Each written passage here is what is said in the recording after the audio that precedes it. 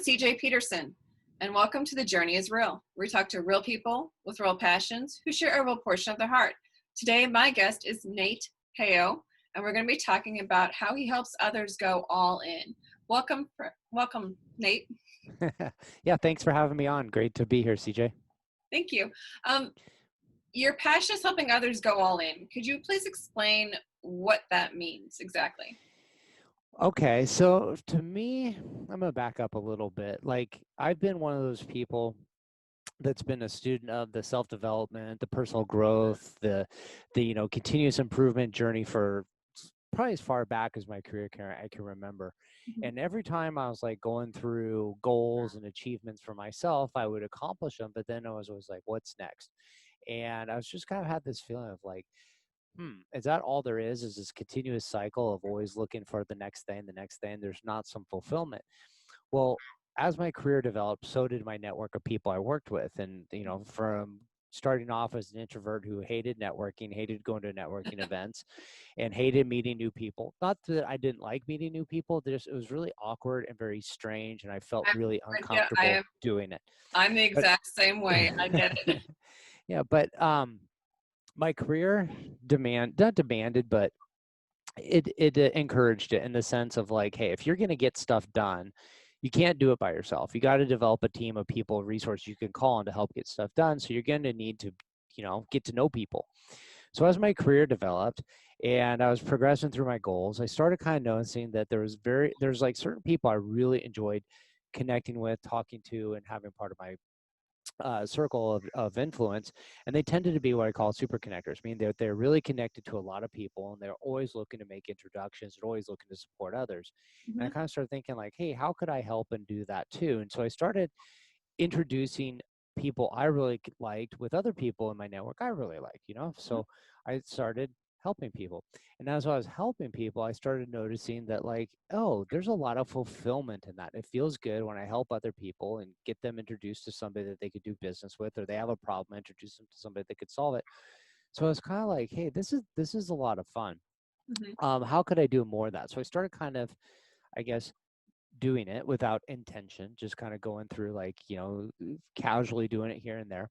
And I watched my network grow, and I watched my fulfillment grow, and I had started having a lot of fun doing that. So I was kicking an idea around last year about this time, and I was just thinking like, hey, you know how a lot of times when you think about how far you can go in a year and in 5 years, you underestimate what you can do.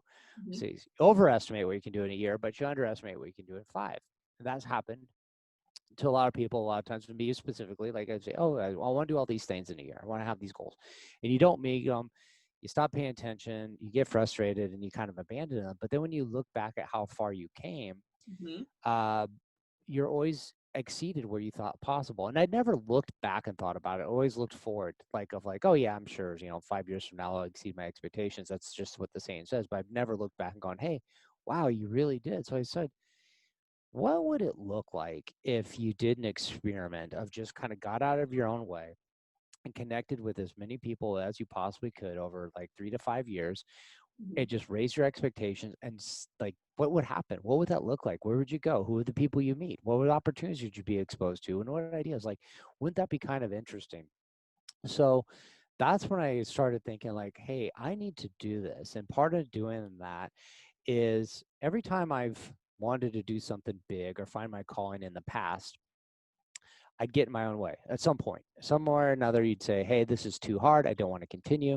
I don't feel smart enough to do this. I don't feel good enough. I don't feel like I'm the expert enough to do this, or whatever, wrong idea, wrong time, and all this stuff. And so every time you go, I look back at it, I go, hey, at some point, it always boiled down to I got in my own way and I stopped. So I said, I'm going to do this. And so that's where all in came from. It says like, hey, we're going to do this experiment. We're going to see what happens. We're going to get comfortable with being uncomfortable. We're going to raise the expectations. And what would that look like? And every time something challenging comes up, old me would say, hey, look, I'm going to stop doing.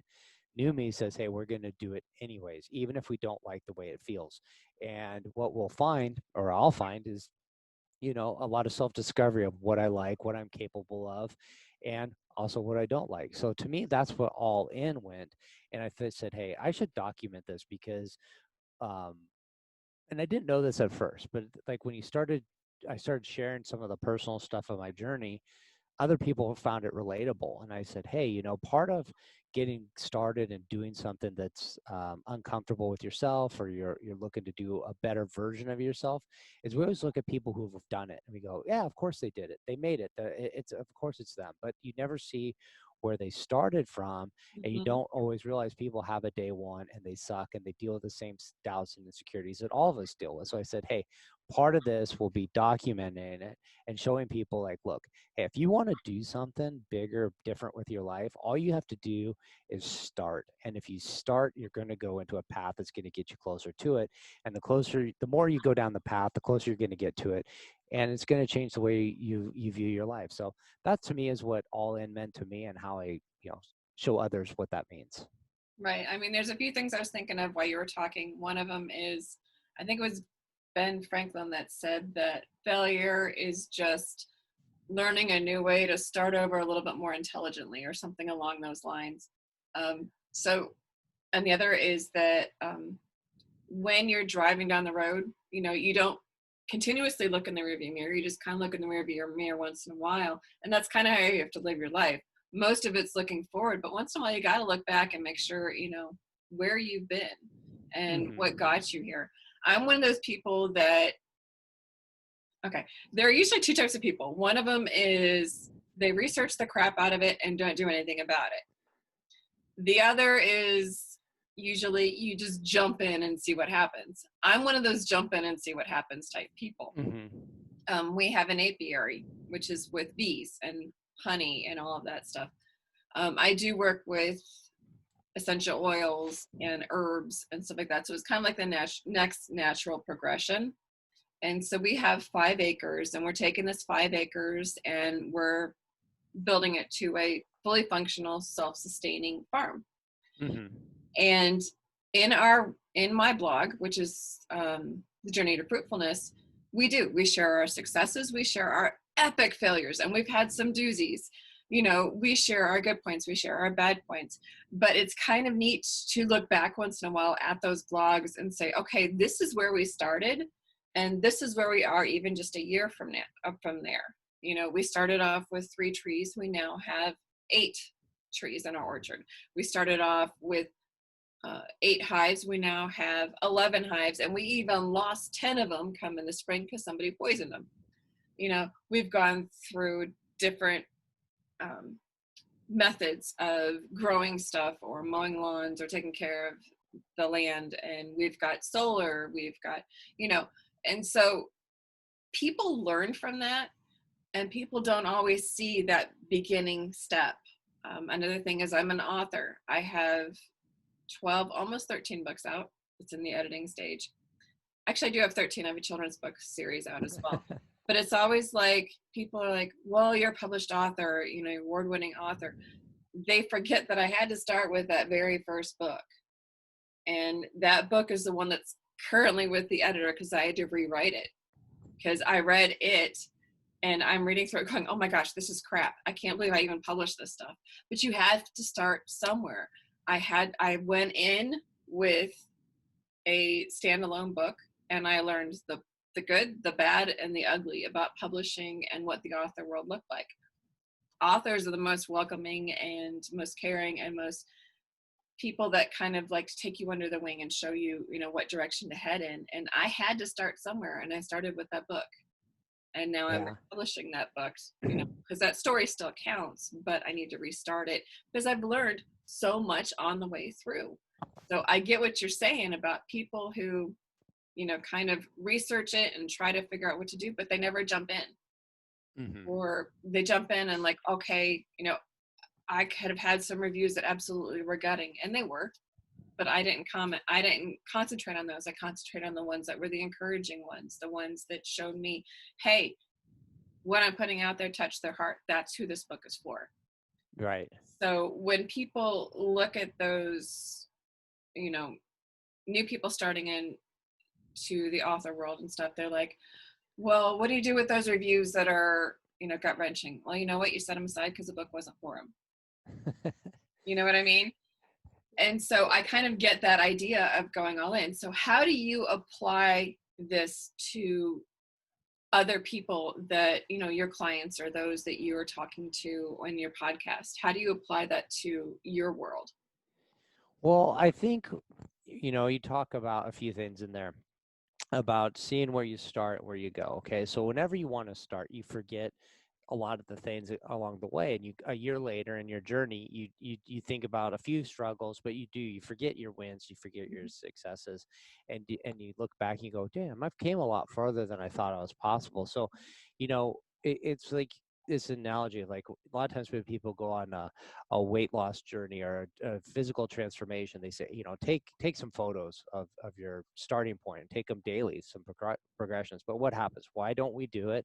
Is because we go, oh, look, I need to make a transformation in my life. I don't want to document where I'm beginning because I'm not happy with where I'm at. So I don't want a record of that, and so let's wait till the results happen.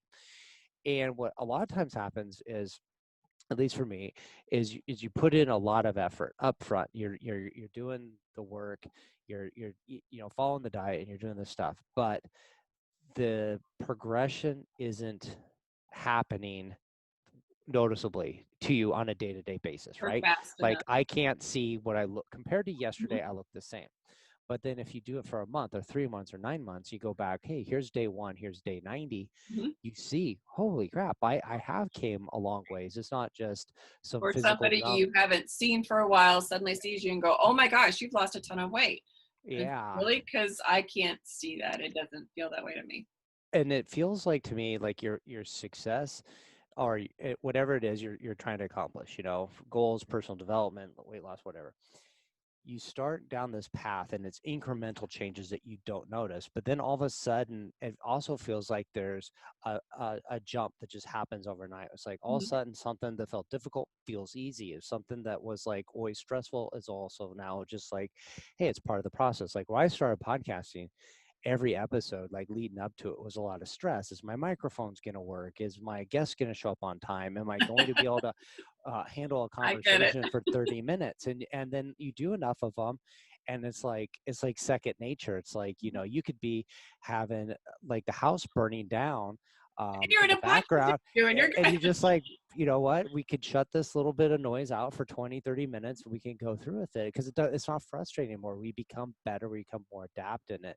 So I Well, forgot and what your question kind of was. If I wanted to wrap well, it back up and to it's that. kind of like being introverts, because I'm what's known as an introverted extrovert. If I have to, I can go out of my introvertedness, but I really have to push myself to do it. And a lot of our authors are introverts. That's just kind of Hmm. who we are. And people are like, well, how do you do a podcast? And because I know you, I am like the most painfully shy person when you first meet me. It's not even funny because I'm a people watcher. Hmm. So for me, when I go into a group, I kind of watch people for a little bit to see how they react to other people. And I figure and kind of gauge that and go, okay, now I can jump in because I know what they're like. Yeah. When a podcast, you don't have that option. You just Nope. kind of jump in and hope and pray that you mesh with that person's personality, or that that person has the personality on their end as well. And it's like people are like, well, how do you do one? Because I know how shy you are.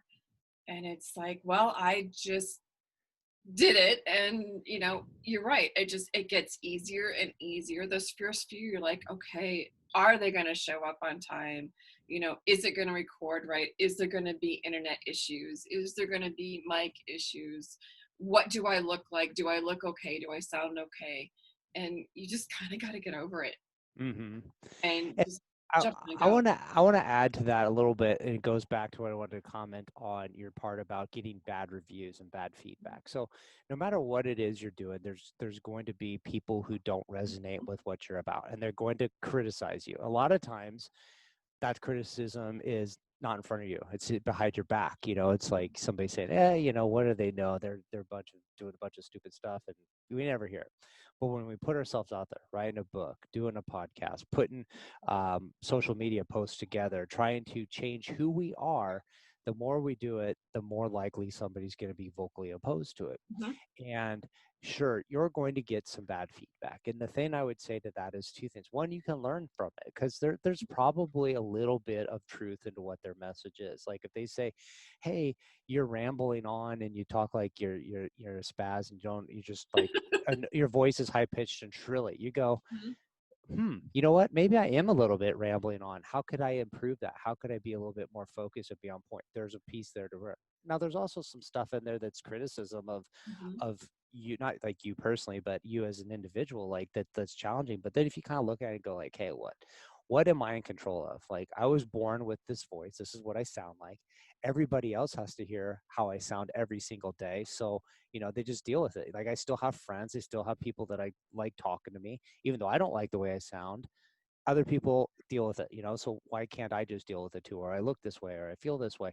Well, maybe not to feel this way. Some of that different story, but what I'm getting at is you can take that criticism and dwell on it and hold you back from improving, or you could say, you know what, I'm not doing this for that person. This message is for me. This is what I think is important that I want to share with the world. So we all have some sort of gifts that the world needs to hear, whether it's you're Tony Robbins and you can change the lives of millions of people, or you're just like somebody that can make a really really good blueberry pie and the 10 people in your community just love it at the local You know, gatherings. honestly, even just smiling at a poor cashier who's had a really rough day, you could make that person's day. Yes. So you have an obligation to lean into your gifts and share it with the world, because you don't know who's watching, you don't know who's listening, and you don't know whose difference in their life you could make. So if you hold it into yourself and say, hey, look, I'm worried that um, some person over here is going to call me a fraud, or say I'm an idiot, or say like I don't belong here. Like that message isn't for them to hear. Like, so just push that to the side, maybe take a little bit of criticism and say, hey, what could I do to improve, to be better? But for the most part, just discard it and really focus in on who am I here to get my message in front of? And let's talk to them specifically, because there are people that really, as much as somebody might be polarized in the one direction for you, there's going to be somebody else that's equally for you in that spot. So that's where I you got mean, to just kind of lean into that. there's a difference between constructive criticism and actual criticism, which aka is trolls. People Yes. are out there to specifically knock you down, which is not cool. But then there are some, I do read the reviews, and there are some that have said a couple different things. I'm like, I end up getting like a 2 or 3 star for them, and I'm like, you know what, I can understand that point, I get it, and I change it for the next book. But you're right, there's constructive criticism, and then there's actual criticism, and then there's stuff is for, it's kind of like radio stations and podcasts. Not every radio station or podcast is for every person. you know Right. what is, who listens to it and who takes the messages to heart, that's who it's for. Exactly. It's really about you speaking what's important to you first, or Mhm. making or creating whatever, if you're on a radio station, creating some music. But if you are playing country music and somebody that likes opera comes on, hates country music, of course they're not going to like your music. But you didn't create it for them, you created Mhm. it, one, for you, and two, for the people that like country music. So if you do your tribe, the people that like you and resonate with you are going to find you and they're going to support you. And sure, they'll probably still give you that constructive criticism when you're off point, or you could, stand for a little bit of improvement. But throw those trolls away, because they're nothing going to Exactly. just hold you back from being what you're capable of doing. I mean, they're out there and they are brutal. I mean, there are some times where you just kind of got it. I let my readers defend me, and they usually do. They usually jump in and go, they'll just take it and run. Now, people who are listening to this who want to know more about you and your podcast, which is actually called All In, is that Yeah, it's called the All In Podcast with Nate Peo. okay? Where can they find more information about you and your podcast? So the easiest place to go is natepeo.com, and I'll spell that for everybody. That's www.natepeo, one word, Nate, P as in Paul, E as in Echo, O as in Orange, .com. And I've had to pronounce my name or spell my name so many times when I talk to somebody on the phone where they like can't get it right. So I always make sure I say P as in Paul, E as in Echo, O as in Orange. So it's written out there. So natepeo.com. Gotcha. And what would they find when they go there?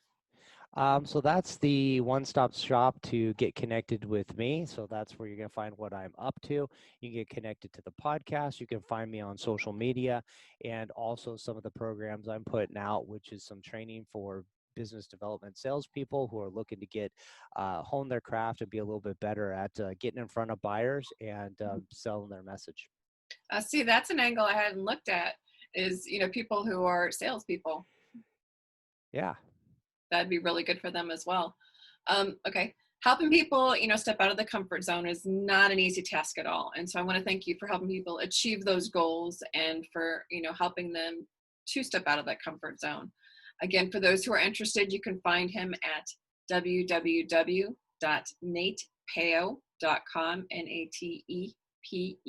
natepeo.com. Nate, we have a few more minutes. Is there anything you'd like to add? I've really enjoyed being a part of this, and I just encourage everybody to, if they feel a compelling desire to try something, like for me, when I started talking about doing a podcast, a lot of people said, "Oh, I've always wanted to do a podcast," or "I've got some ideas," or "I'm thinking about doing it." And I can go back and look and say, hey, look, one, start now, because no matter what happens, you're going to make a bunch of mistakes. It's going to be more difficult than you think it is in some areas and easier in others than you think it is. You're going to But get better in time regardless. yeah. So whether it's writing a book, doing a podcast, picking up a hobby, start the journey, start going down that process. And what's going to happen is you're going to start hanging out. Inadvertently, this will happen. This happens no matter what. Anytime you pick up a hobby, you inadvertently start hanging out with people that are into that same hobby, because you got to go where they're at. And then you start hanging out with these people a little bit. You start making friends in that, and they start giving you advice. You start getting a little bit better, and your just whole world changes as the people that start coming into your life and they're supporting you on this journey. So for me, it's always, hey, get started, get going. If you're talking about it, thinking about it, you've already considered it. So you should just move forward, because if you do something and you look back on it 5 years later, that's usually the regret most people have, is like, I really wish I would have started it 5 years sooner, 1 year sooner, or 2 years sooner, whatever that was when you first started having the idea to when you really launched out and did it. Mm-hmm. Exactly. I mean, you got to start somewhere. Every professional was a beginner at one point. Everybody stunk when they first started. I mean, that's just plain and simple. Rarely ever does somebody just jet right off from the very beginning. Nope. And so, you get started, make your mistakes. There's going to be successes. There's going to be epic failures. Take them, learn from them, and move forward. And I love that message. So I do thank you for that. Again, if you need to get in touch with him or want to find out more about his podcast or his motivational stuff, it's www.natepeo.com. Thank you for coming on today, Nate. We really appreciate it and appreciate the words you put out for people and encouragements that you put out. All right. Thank you so much for having me on the show. I appreciate it. Had a great time chatting with you. Awesome. Well, and thank you for watching The Journey is Real. We talk to real people with real passions who share a real portion of their hearts. I'm CJ Peterson with cjpetersonwrites.com. Until next time.